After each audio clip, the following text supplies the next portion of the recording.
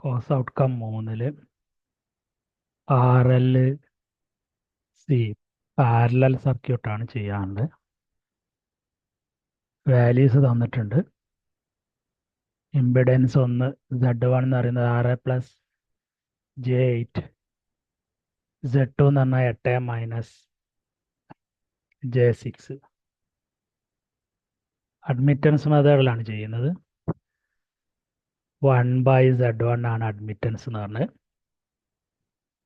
1/6+J8 എൻ്റെ conjugate എടുത്തിട്ട് മുകളിലും താഴെ മൾട്ടിപ്ലൈ ചെയ്യാണ്. 6-J8 അപ്പോൾ 6-J8/A² + B² വരും. 6² + 8². 6-J8/100 0.06 - J 0.08. Admittance Y2 = 1/Z2. 1/8 - J6. 8 + J6 മുകളിലും താഴെയും ഗുണിക്കുന്നു. 8 - J6 / 8² + 6². 8 + J6 / 100. 0.8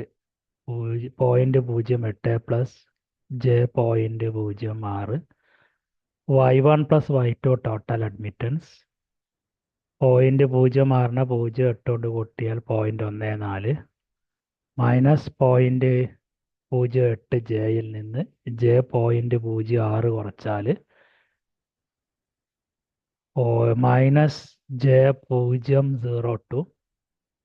പിന്നെ പോളാർ ഫോമിലേക്ക് മാറ്റാൻ √0.14², 0.022, 0.1414 മോ ഓം തിരിച്ചിട്ടത്. Tan inverse of -0.02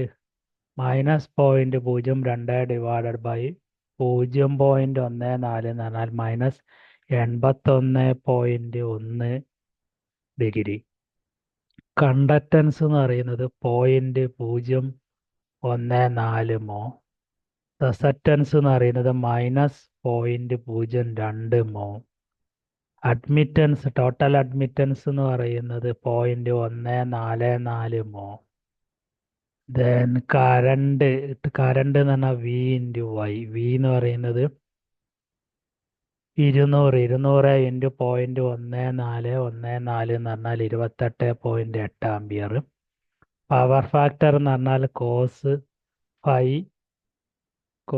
-8.13 0.99 lag. Thank you for watching this video.